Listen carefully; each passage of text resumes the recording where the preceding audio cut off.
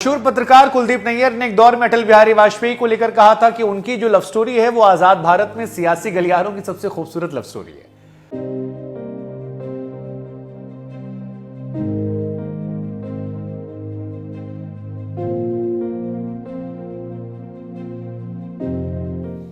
हमें लगा 5 साल पहले जब हमने अटल जी को इसी बीच में खोया था तो क्यों ना उस कहानी का जिक्र करें। कहानी शुरू होती है 80 साल पहले। साल था 1942। महात्मा गांधी के नेतृत्व में अंग्रेजों के खिलाफ भारत छोड़ो आंदोलन चल रहा था। 9 अगस्त को आंदोलन शुरू होता है। उस वक्त वाजपेयी 18 साल के थे। ग्वालियर के विक्टोरिया कॉलेज से बीए की पढ़ाई के साथ साथ आरएसएस के वो सक्रिय सदस्य थे।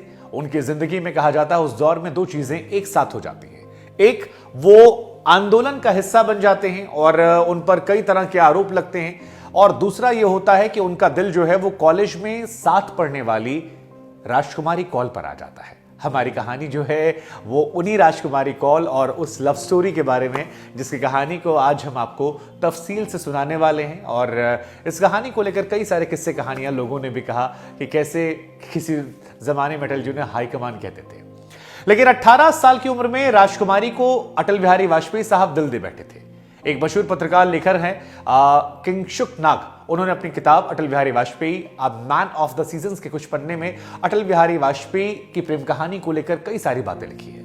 वो लिखते हैं कि अटल बिहारी वाजपेयी और राजकुमारी जो हैं वो एक ही कॉलेज में पढ़ते थे। अटल बिहारी वाजपेयी साहब को मोहतरमा अच्छी लगने लगी, वो भी उन्हें पसंद करती थी। ये ऐसा दौर था जब लड़के और लड़कियों की दोस्ती को स्वीकार नहीं करते थे और इसी वजह से ये दोनों अपने अपने प्यार का इजहार करने से डरते थे। इन दोनों ने कभी भी खुलकर अपने प्यार का इजहार नहीं किया। कहा जाता है कि अटल बिहारी वाजपेयी ने राजकुमारी को एक लव लेटर लिखा। हालांकि उस लव लेटर का जवाब कभी नहीं मिला। जैसे जैसे दिन बीते दोनों ने इशारों में बातचीत करनी शुरू की, लेकिन प्रेम का इजहार अब तक किसी ने नहीं किया था। कलम के सिपाही रहे अटल बिहारी वाजपेयी साहब ने एक रोज बड़ी हिम्मत जुटाई और कुछ कागज के पन्नों पर अपने दिल का हाल लिख डाला। कॉलेज की लाइब्रेरी में किताब के अंदर राजकुमारी के लिए वो लव लेटर भी रख दिया। राजकुमारी ने वो लव लेटर पढ़ा भी, लेकिन अटल बिहारी वाजपेयी साहब को उसका कोई जवाब नहीं मिला। कहते हैं कि इस घटना ने अटल बिहारी वाजपेयी को काफी निराश कर दिया था। उधर परिवार जो था राजकुमारी का, वो अटल बिहारी वाजपेयी को उस दौर में उतना पसंद नहीं करता था। वो संघर्ष कर रहे थे। पत्रकार लेखिका सागरिका घोष अटल बिहारी वाजपेयी की जीवनी में लिखती हैं कि राजकुमारी ने अटल बिहारी वाजपेयी से शादी करने की बात अपने परिवार से की थी, लेकिन उनके परिवार ने शिंदे की छावनी में रहने वाले और आरएसएस की शाखा में रोज जाने वाले अटल को अपनी बेटी के लायक नहीं समझा। राजकुमारी भी अपने परिवार के खिलाफ नहीं जा सकी। उस दौर में बगावत के किस्से कम आते थे। परिवार ने दिल्ली के राजसमस्त कॉलेज के दर्शन शास्त्र पढ़ाने वाले ब्रज नारायण कौल से उनकी शादी करवा दी। अब ये जो कहानी है ये दरअसल अब इसके बाद शुरू होती। 15 साल का गैप होता है। 15 साल बाद राजकुमारी जो है शादी करने के बाद अपने पति के साथ दिल्ली चली आती हैं।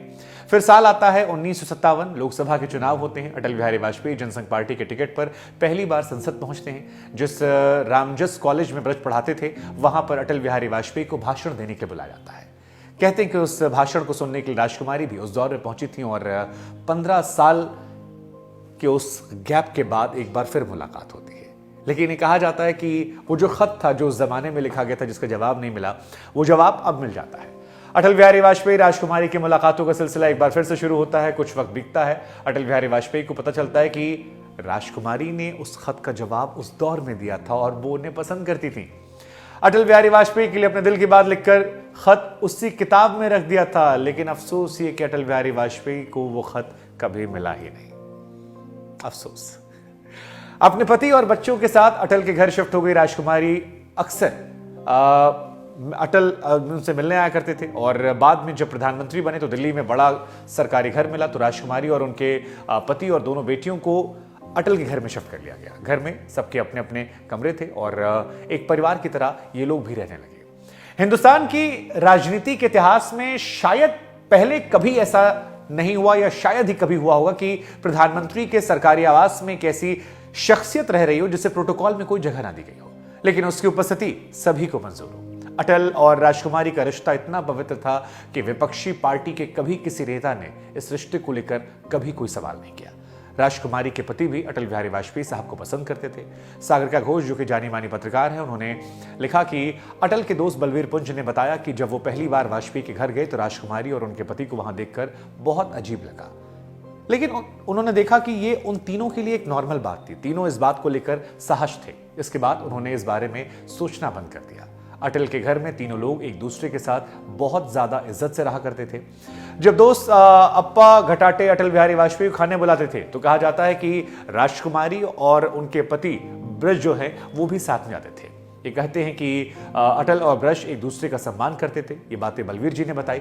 ब्रज ने न सिर्फ अटल बिहारी वाजपेयी के साथ राजकुमारी की दोस्ती को स्वीकार किया था, बल्कि उन्हें वो भी पसंद थे और अक्सर अटल बिहारी वाजपेयी की बातें करते थे, उनके खाने पीने का ध्यान रखते थे, उनके भाषणों के बारे में पूछते थे और कई बार राजनीतिक तौर पर उनसे चर्चाएं करते थे। और उन्होंने ये भी कहा कि मेरा अटल बिहारी वाजपेयी के साथ रिश्ता जो है वो मजबूत है।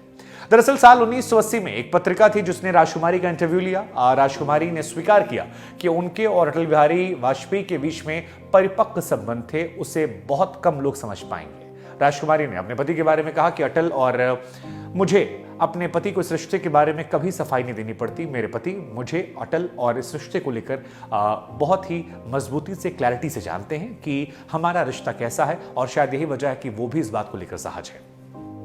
हालांकि अटल बिहारी वाजपेयी के बारे में कहा था कि वो अक्सर इन्हें हाईकमान बुलाते थे।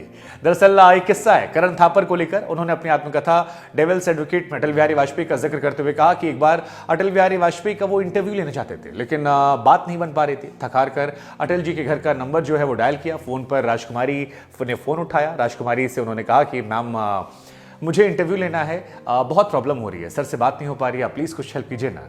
उधर से आवाज आती है, ठीक है आप कल घर आ जाइए, आपका इंटरव्यू हो जाएगा। इसके बाद अगले दिन जब थापर अटल बिहारी वाजपेयी घर पहुंचते हैं तो पहले से अटल जी इंटरव्यू के लिए तैयार थे। उन्होंने लिखा कि अटल ने उनसे मिलते ही कहा कि अरे आपने तो हाईकमान से बात कर ली, मैं आपको अब कैसे मना कर सकता हूं। यह रिश्ता काफी पाक रहा। हालांकि इस रिश्ते का अंत 2014 में हो जाता है। साल 2014 में अटल बिहारी वाजपेयी साहब और राजकुमारी की कहानी खत्म हो जाती है। राजकुमारी इस दुनिया में नहीं रही और इसी को लेकर जहां से कार्यक्रम की शुरुआत हमने की थी, पत्रकार कुलदीप नैयर ने एक दौर में कहा कि राजकुमारी कौल बेहद संकोची महिला थी। वो अटल बिहारी वाजपेयी की सब कुछ थी। जिस तरह उन्होंने उनकी सेवा की शायद ही कोई कर पाता। वो हमेशा उनके साथ रही जब तक उनका हार्ट अटैक से निधन नहीं हो गया। राजकुमारी के जाने के केवल 4 साल बाद अटल बिहारी वाजपेयी साहब भी इस दुनिया से गुजर जाते हैं। अटल बिहारी वाजपेयी 16 अगस्त साल 2018 को अंतिम सांस लेते हैं। फिलहाल उनकी 5वीं पुण्यतिथि है। हम और आप उन्हें याद कर रहे हैं। ताउम्र शादी नहीं की, लेकिन राजकुमारी उनके जिंदगी का एक अहम हिस्सा रही और शायद इसी वजह से एक कार्यक्रम में अटल बिहारी वाजपेयी ने इस बात को स्वीकारा भी था, मैं कुंवारा हूं, ब्रह्मचारी नहीं। अटल बिहारी वाजपेयी और राजकुमारी दोनों आज इस दुनिया में नहीं है, लेकिन उनकी कहानी लगातार है। और कुलदीप नैयर ने इस कहानी को अपने शब्दों में बयां करते हुए कहा कि ये राजनीतिक हल्के में घटी हिंदुस्तान की सबसे खूबसूरत प्रेम कहानी थी। ये कहानी आपको कैसी लगी जरूर कमेंट कीजिएगा और अटल बिहारी वाजपेयी साहब को हमारी तरफ से नमस्कार, श्रद्धा सुमन।